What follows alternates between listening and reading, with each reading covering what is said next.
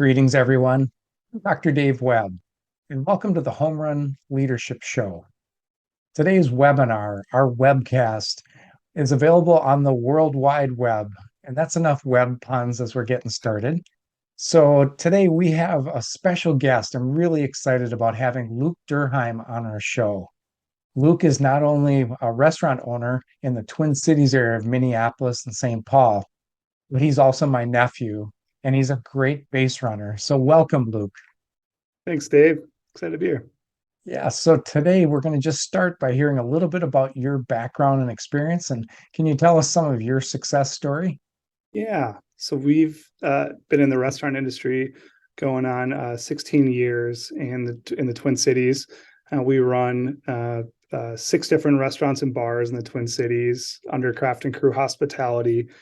We have two in Minneapolis, Stanley's in Northeast, the How in South Minneapolis, Pub 819 in Hopkins, the Block in St. Louis Park, Duke's in Minnetonka, and the bar and Draft House in Hastings, and employ just over 420 employees currently. So it's been a fun journey over especially the last couple of years, and happy to be on the show and chat with you more, Dave. Yeah, thank you so much. And uh, I'm just impressed with the home run success that you've had. And you're pretty young to be having this much success, and it's no surprise to me that you're having success because you are a great base runner. And granted, we all strike out as well, but you're aware of the four steps of IROD, of gathering all the information, getting reactions from your team, brainstorming options. And in the business world, and you're actually my very first business focused guest, sometimes the owners make the call. And sometimes you get feedback, and there can be decisions where the employees help make the call. So, um, if you have stories along the way today about a story that might differentiate there, it'd be great for other business owners just to hear that too. And let's start out with so you got this crazy uncle, and he's coaching you on this IROD stuff, and you're listening, and you have read my book, so way to go. Did you ever have a first home run where you actually ran the bases consciously on something and were surprised that it actually turned out and worked? Yeah. David, it's ironic when you and I started talking about running the bases, it was actually before COVID started, if you Yeah, can believe that. And right. in our business, COVID was something that was a really tough couple years and still is. But Yes. especially back to March 2020, I'll never forget having to have that decision that came from the governor to shut all the restaurants down. And so the decision we had to make as a team was really, what are we going to do? And that decision really, if we didn't have that framework, would have been probably a little bit more difficult to kind of react to. And so really the decision was, after the governor said no more indoor dining, we had over 400 and such employees at the time, and had to really make a decision on what was next. And we really went through, gathered all the information we knew at the time. And back in March of 2020, information was probably sparse at best. All And right. so we really were kind of under, the information was kind of poor. The reactions we had after kind of digesting it was maybe not great. And, nobody's Yeah. ever really been through that. But the options, we thought at the time, we really had a core of us that as a leadership team that really bound together, because that was so critical to have everybody at the plate kind of Yeah. involved in those situations. And so we did end up getting to a decision after a lot of deliberation, and ended up actually one of the hardest decisions we had to make as a business, is we had to furlough over 300 plus employees in a single day. Uh, Wow. so that was something, running the bases isn't always, I guess, the outcomes aren't always positive, and what you look for and what ideally might one would want, but sometimes things you have to do. And that was probably one of the toughest decisions as a company we've ever had to make. And also just how we handled it, and I think how we communicated that to our team. Still to this day, we still feel if we were to do it all over again, we probably did it that we wouldn't change anything just based on how we communicated the decision to the team, and really try to care and think about everybody's in that decision, because it affected so many people, not only our staff, but their families and everybody else that touches their lives. So it was a very tough decision, but one that the base running really helped. Yeah. And so if I could just compliment you for a minute. So the very first question that you asked is a great third base question. So you got the bad news, you had a strong reaction. Everybody was super bummed that the governor just shut you down. You had all this new information. You have a new restaurant that you had just opened up. Yep. And so a lot of people stay at second base because they're so angry and they're so upset. Yeah. But all of a sudden, you asked a third base question, which, if more business owners asked that question, they'd have more home run success. So you said, okay, so what can we do? So that's a brainstorming question. And you got people to options on the list. And so as you go down information, reactions, options, decisions down the side, it's always those four steps. It's always IRAD. And you knew it.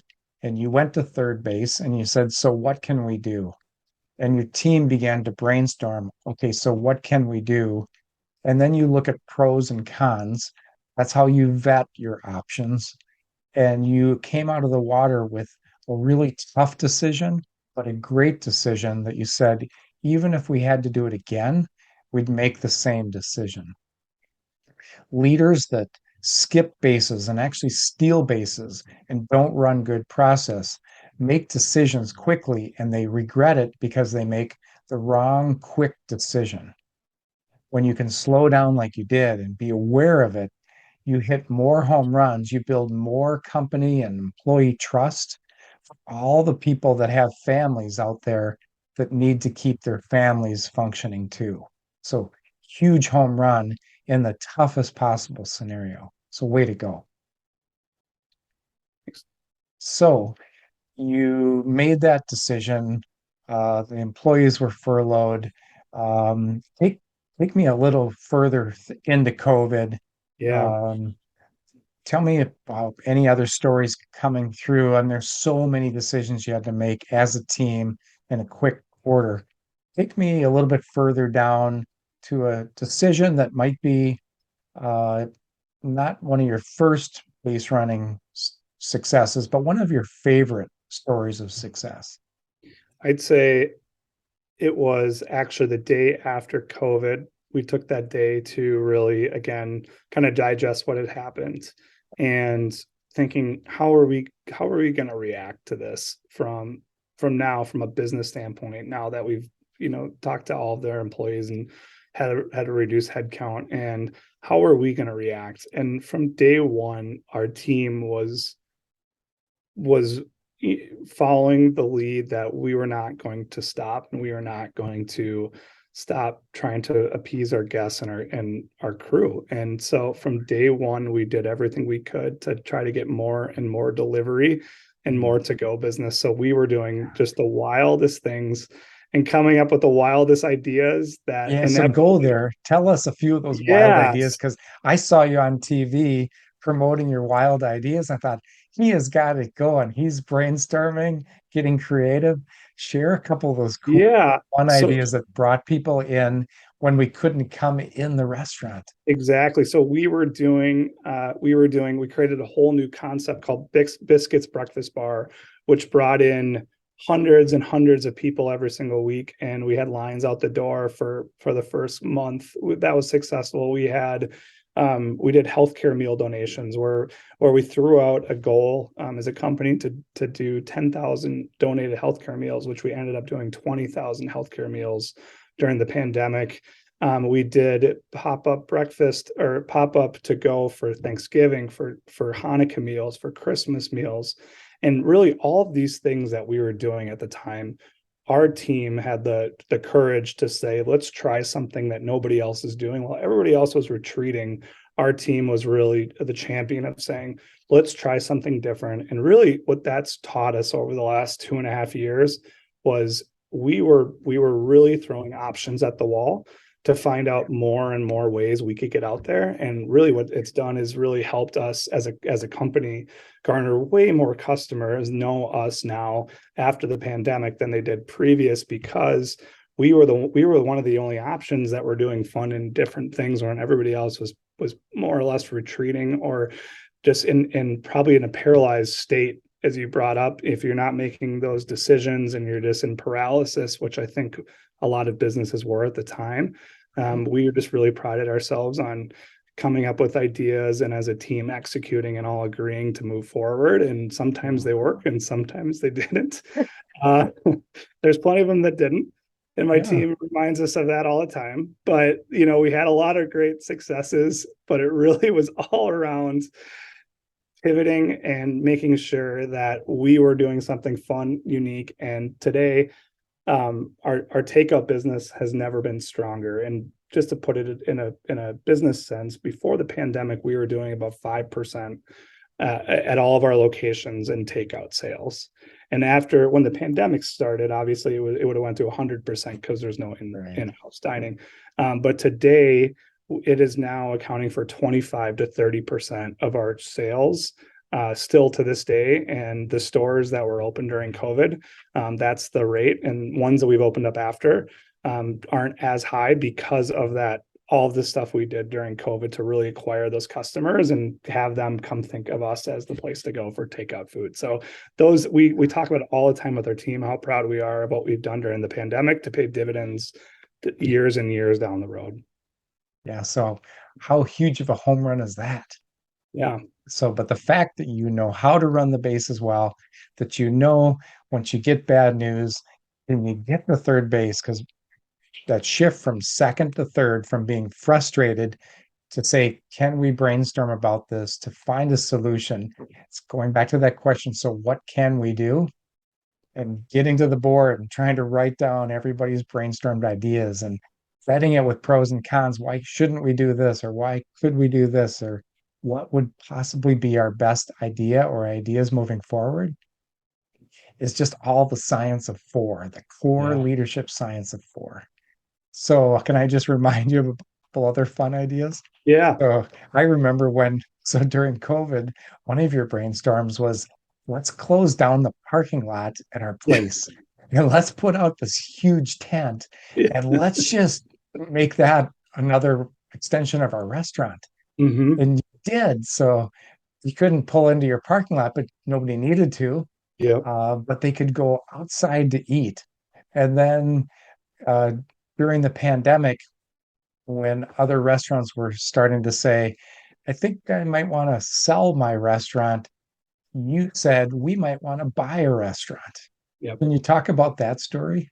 Yeah. So back, it would have been in right after the pandemic hit, we had some success with the to go and really thought, we think that our customers are really, we hope that, and still that COVID was going to eventually phase out in some capacity, and hopefully business was going to go back to somewhat normal.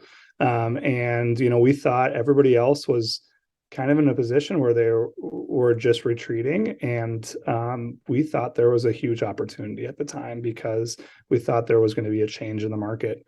And so back in July of 2020, which was only 4 months after COVID really was made official to shut down the restaurants, we actively started looking for a new location. And there we ended up finding a location in Minnetonka that we were interested in. We went to our bankers, and the bankers weren't overly thrilled about this location. And but knowing what they'd seen with us and our ability to pivot, especially the earlier days, They really had a belief in our model, and it had a belief that we could make really anything work after seeing how we'd operated over the last 4 months. And that led to the bank funding our new project in Minnetonka, which we were the only restaurant they funded for the next year in the 3 states they operate in. So Wow. it was something that we didn't take lightly, but at the same time, we had developed, a lot of muscle memory on how we can pivot and how we can make anything work in any kind of environment. And the bank really saw that and recognized it. And we've just have a great partner, Choice Bank, and just we're very thankful for them. Yeah, so way to go. So, if I could just brag about that new restaurant too. So, you had a COVID mindset going in. You bought this restaurant, you gutted the restaurant, but what you built an extension was like a 175-foot outdoor patio, Yeah, which you're a dog-friendly restaurant. You put AstroTurf throughout the whole back patio, and it was still COVID at the time, so everybody wanted to be outside on the patio.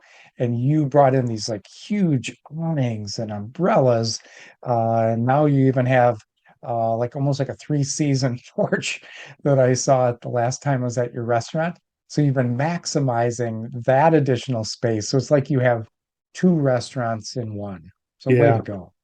Yeah, and it's been interesting. We were kind of doing some 4 season patios previously because we were so dog focused, so people can bring their dogs year round to our concepts where we have a dog menu, and we just served our 100,000th dog meal last quarter. So it's just a very special part of our brand. But as you alluded, everybody really wanted to be outside, and Yeah. still to this day does. So we've really started building structures that can accommodate a patio feel year round, which it's been a lot of fun going down that road. And now a lot of others have started to do the same. So it's kind Yeah. of fun You're to be getting able. copied. There's people trying to emulate what you're doing because you're doing it so well.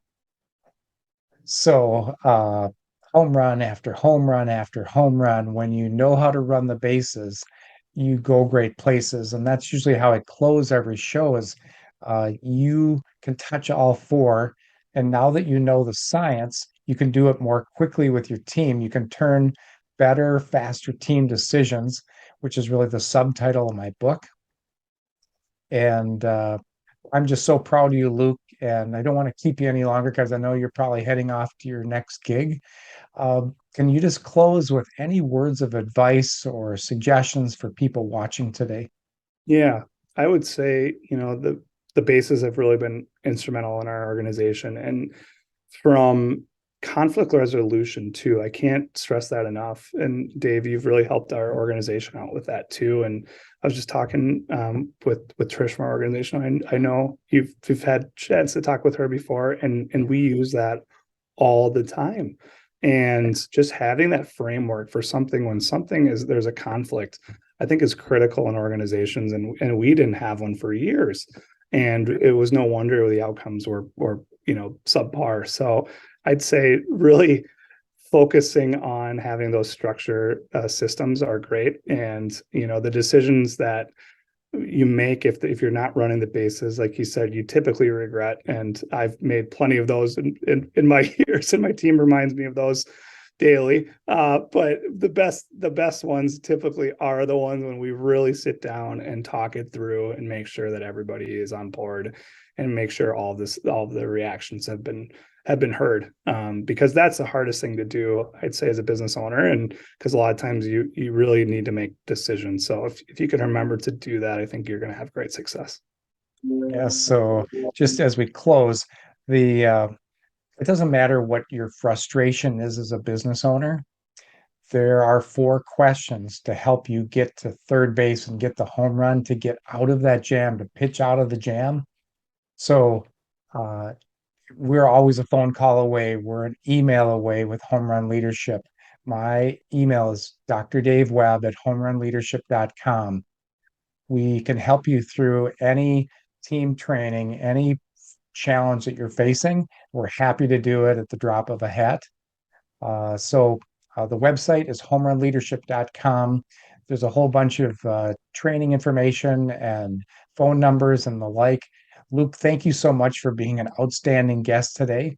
For all of our guests, I'd like to give you a free video course. It's a 21 video course that follows the 21 chapters of the book.